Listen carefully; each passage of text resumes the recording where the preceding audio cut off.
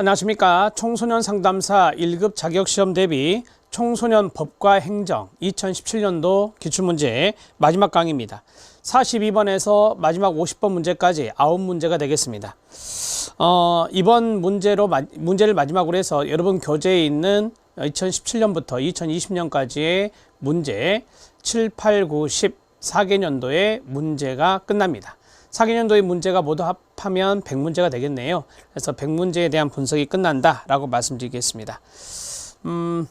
법령이 이제 개정될 수도 있잖아요. 그런 것은 이제 제가 중간중간에 이제 확인해서 여러분들에게 보충 자료로 충분히 올려드리도록 하겠습니다.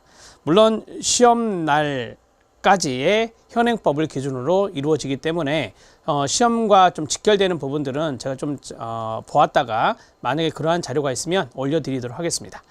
자, 42번 문제부터 들어갑니다. 42번 문제는 학교 밖 청소년 지원에 관한 법령입니다. 학교 밖 청소년 지원에 관한 법령상 학교 밖 청소년 지원센터에 관한 설명으로 옳지 않은 것은입니다. 학교 밖 청소년 지원센터를 우리가 꿈드림이다 이렇게 이야기합니다. 꿈드림이다 이렇게 이야기하는데 여러분들이 나중에 이제 그 면접을 하실 때 이 꿈드림에 대한 질문이 나옵니다. 그래서 여기에 대한 준비도 좀 하셔야 된다는 것을 말씀드립니다. 학교 밖 청소년 지원 업무 수행을 위해서 지역사회 청소년 통합지원체계 청소년 안전망이라 했었잖아요. 이걸 구성하는 기관과 연계 및 협력해야 된다. 네, 맞습니다. 우리가 이제 지역사회 청소년 통합지원체계 청소년 안전망 필수 연계기관에 이게 들어가 있잖아요. 자, 그 다음에 두 번째 관리 업무 수행 직원은 끊어주시고요. 학교 밖 청소년 관련 실무 경력이 7년 이상인 사람이어야 됩니다. 네, 맞습니다. 관리 업무를 수행하는 직원은 실무 경력이 7년 이상이어야 된다. 이렇게 되어 있고요. 법조문에 이렇게 되어 있습니다. 맞고요. 연면적이 150제곱미터 150제곱미터면 45평 정도 된다라고 저번에 말씀드렸는데 이상의 공간을 갖춰야 된다. 네, 맞습니다. 학교 밖 청소년 지원센터는 150제곱미터고요. 우리가 앞에서 했던 게 성교육기관이었잖아요. 시험에 나왔던 게 이겁니다. 성교육기관이 165제곱미터인가? 이렇게 됐었죠. 165제곱미터. 이 숫자를 150으로 해서 이게 틀리게 나왔었잖아요. 생각나시죠, 여러분? 자, 그 다음에 센터장은 다른 청소년 지원기관의 장과 겸임할 수 있습니다. 겸임이 가능합니다. 그리고 지정기간은 이제 이 지정을 받거든요. 이 녀석이 학교 밖 청소년 지원기관이 지정을 받는데 지정기간은 3년입니다. 네, 맞습니다. 자, 답을 4번으로 처리하시면 됩니다. 자, 학교 밖 청소년 지원센터의 문제였습니다. 여러분들 해설을 잠깐 볼게요. 학교 밖 청소년 지원센터의 설치 기준이 나와 있습니다. 이 설치 기준을 심화학습 내용을 넣어드렸는데 이 내용을 보도록 하겠습니다. 1번입니다. 학교 밖 청소년 지원센터의 설치 규모는 같이 읽으세요. 시작. 연면적 150제곱미터 이상의 공간을 갖추어야 합니다. 150제곱미터 그 자리 현관펜 밑줄. 2번. 구조는 1개 이상의 사무실, 상담실, 상담 대기실, 휴게실, 교육실을 갖추어야 합니다. 자, 전문 인력 기준입니다. 우리가 앞에서 했던 것이 이거죠. 관리 업무 수행 직원이라 했었습니다. 양가로 2번에 보면 관리 업무로 고쳐주시고요. 관리 업무 수행 직원입니다. 그 자리에 별표 하나만 쳐주시기 바랍니다. 센터장입니다. 센터장은 학사 이상의 학교 밖 청소년 관련 실무 경력이 5년 이상이고요. 전문대 이상의 학교 밖 청소년 관련 실무 경력이 7년 이상이고요. 청소년 상담사, 지도사, 사회복지사, 직업상담사, 자격증 소지자로서 학교 밖 청소년 관련 실무 경력이 5년 이상이고요.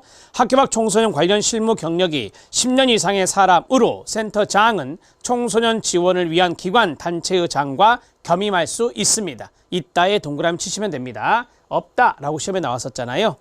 자, 그 다음에 관리 업무 수행 직원입니다. 관리 업무 수행 직원은 학사 이상의 학교 밖 청소년 관련 실무 경력이 3년 이상이고요. 전문대 이상의 학교 밖 청소년 관련 실무 경력이 5년 이상이고요.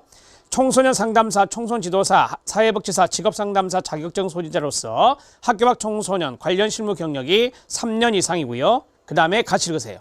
시작. 학교 밖 청소년 관련 실무 경력이 7년 이상인 사람입니다. 그러니까 앞에 학사 이상, 전문대 이상, 그 다음에 자격증 소지자 이것이 아닌 다른 사람일 때는 학교 밖 청소년 관련 실무 경력이 7년 이상이어야 된다라고 하는 것을 말하고 있습니다. 이제 금방 말씀드린 게 뭐죠? 관리 업무 수행 직원입니다. 그 다음에 청소년 대상 업무 수행 지원입니다. 학사 이상, 전문대 이상의 학교 밖 청소년 관련 실무 경력 2년 이상. 여러분들 2번과 3번의 차이는 뭐예요? 여기는 관리자라 이거예요. 관리자. 관리 업무 수행이니까 이건 관리자고, 그 다음에 청소년 대상 업무 수행은 말 그대로 청소년과 1대1로 대면해서 업무를 수행하는 이러한 사람들을 말하는 것이죠. 자, 학사 이상, 전문대 이상의 학교 밖 청소년 관련 실무 경력이 2년 이상, 청소년 상담사, 지도사, 사회복지사, 직업상담사, 자격증 소지자, 학교 밖 청소년 관련 실무 경력이 5년 이상의 사람이 청소년과 1대1 대상의 어떤 업무 수행 지원한다라고 보시면 됩니다. 자, 센터로 지정받으려는 자는 신청서, 법인단체의 정관 또는 이에 준하는 약정서, 사업계획서, 시설명세서, 전문인력 보유 현황, 이러한 것들이 이제 신청서 안에 이제 들어가겠죠. 이것을 여성가족부 장관 또는 지방자치단체의 장에게 제출해야 됩니다. 지원센터의 지정기간은 몇 년? 3년으로 합니다. 3년의 동그라미. 여성가족부 장관 및 지방자치단체의 장은 학교 밖 청소년 지원센터를 인터넷 홈페이지에 게시합니다. 자, 됐습니다. 설치기준에 대해서 말씀드렸고요. 자, 여기 있는 내용들의 문제를 다 풀었고 답은 4번이 되겠습니다. 센터장은 다른 청소년 지원기관의 장과 겸임할 수 있습니다. 이 센터장은 꿈드림 센터장입니다.